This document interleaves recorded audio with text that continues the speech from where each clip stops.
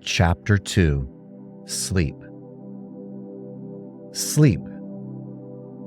The life that occupies 1/3 of our stay on Earth is the natural door to the subconscious. So, it is with sleep that we are now concerned. The conscious 2/3 of your life on Earth is measured by the degree of attention we give sleep. Our understanding of and delight in what sleep has to bestow will cause us, night after night, to set out for it as though we were keeping an appointment with a lover. In a dream, in a vision of the night, when deep sleep falleth upon men, in slumbering upon the bed, then he openeth the ears of men and sealeth their instruction. Job 33.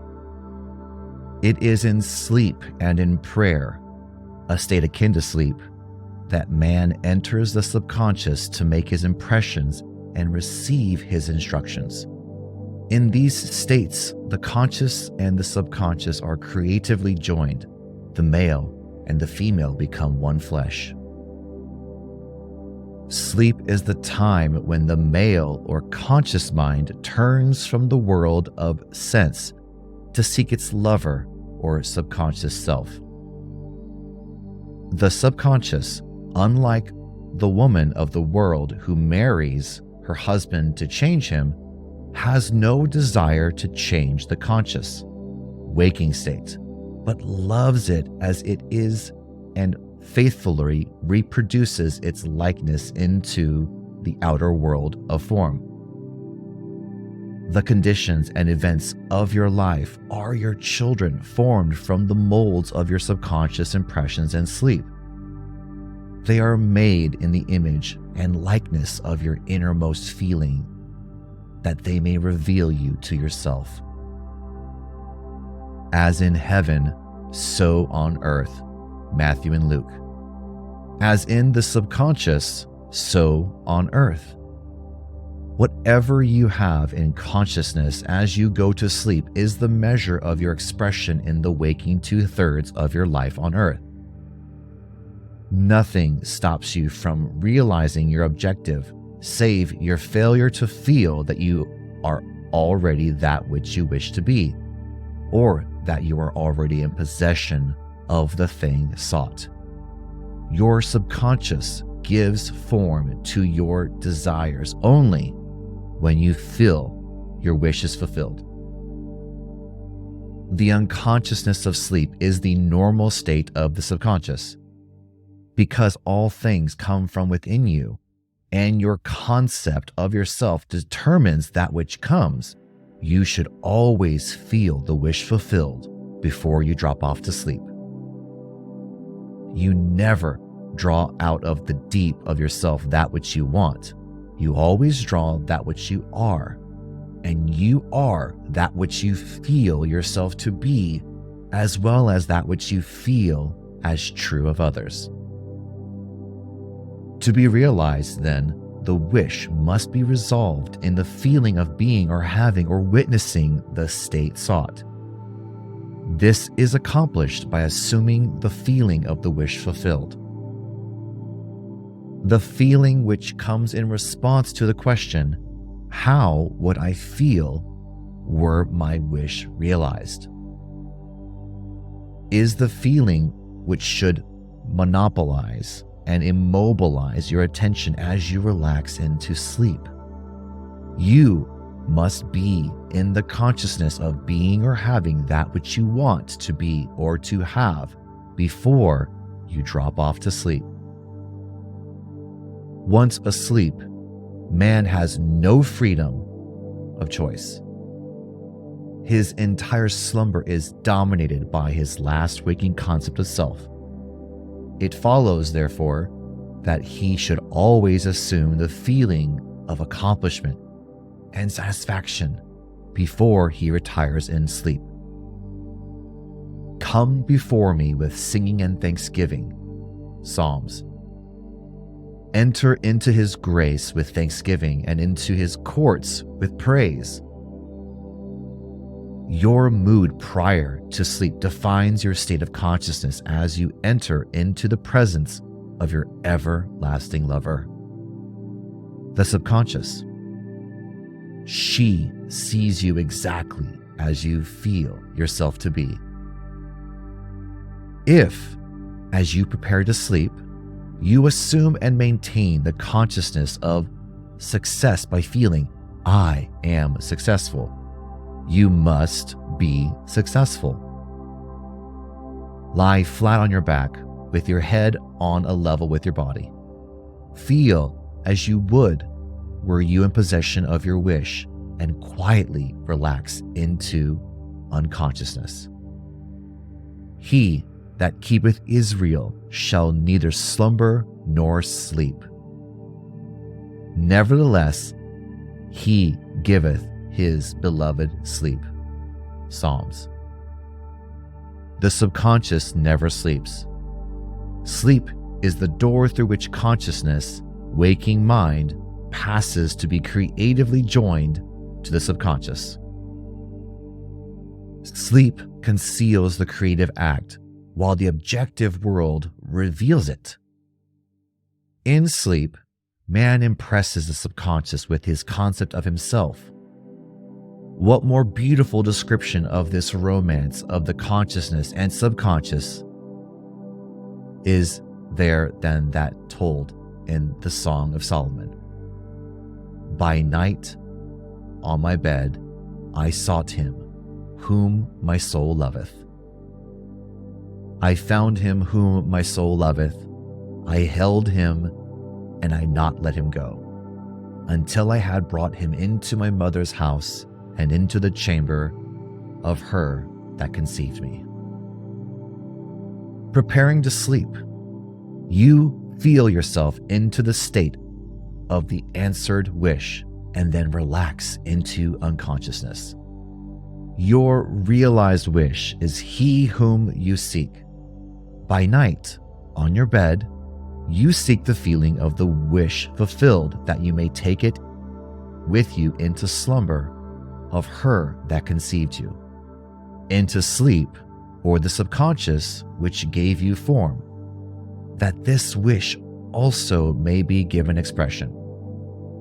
This is the way to discover and conduct your wishes in the subconscious.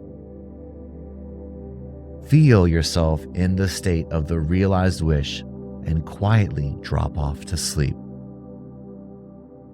Night after night, you should assume the feeling of being, having, and witnessing that which you seek to be, possess, and see manifested.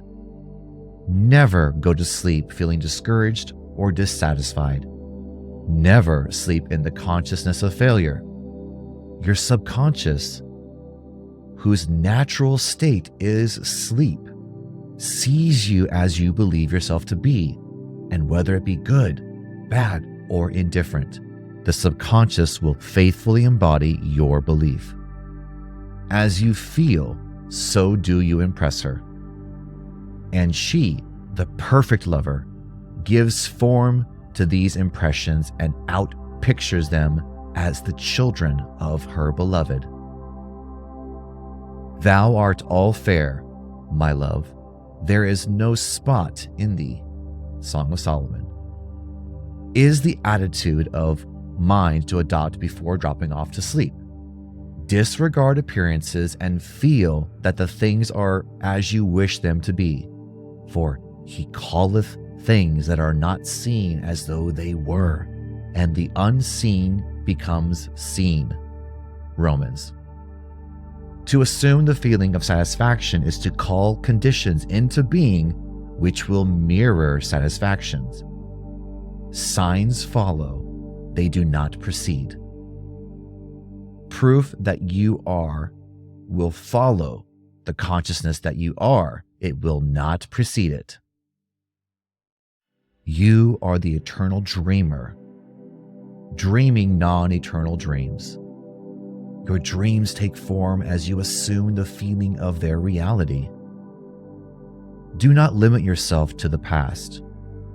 Knowing that nothing is impossible to consciousness, begin to imagine states beyond the experience of the past. Whatever the mind of man can imagine, man can realize. All objective, visible states were first subjective, invisible states. And you called them into visible by assuming the feeling of their reality.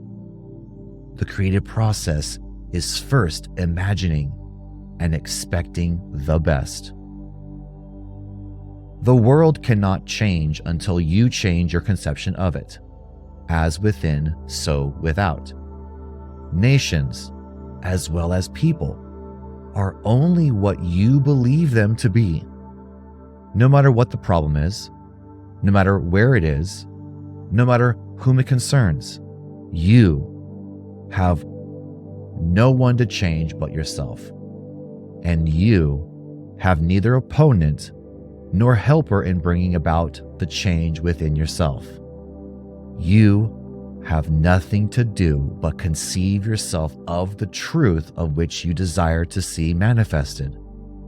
As soon as you succeed in convincing yourself of the reality of the states sought, results follow to conform to your fixed belief.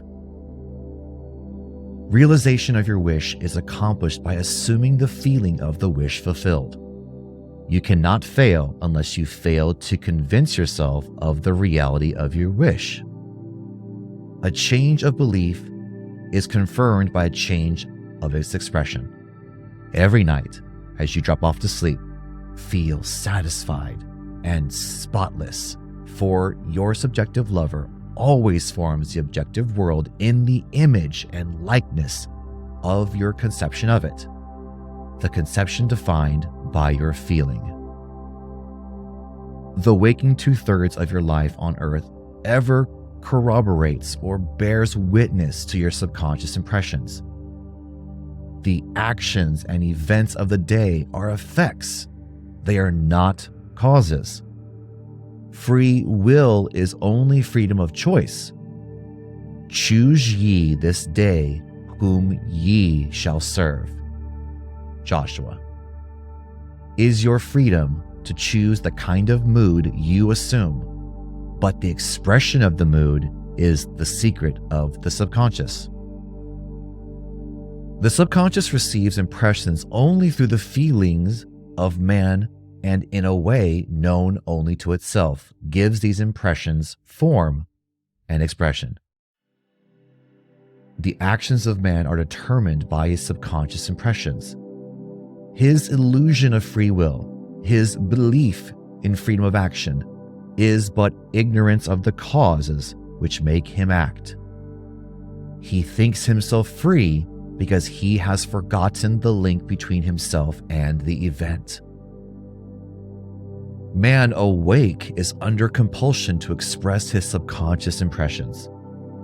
If in the past he unwisely impressed himself, then let him begin to change his thought and feeling, for only as he does this will he change his world. Do not waste one moment in regret, for to think feelingly of the mistakes of the past is to reinfect yourself.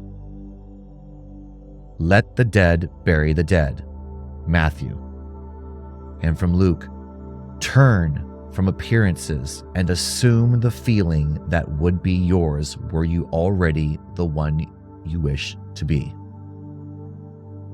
Feeling a state produces that state. The part you play on the world stage is determined by your conception of yourself.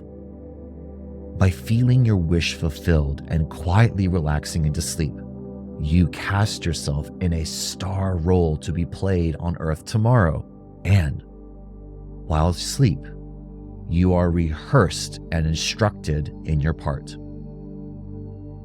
The acceptance of the end automatically wills the means of realization.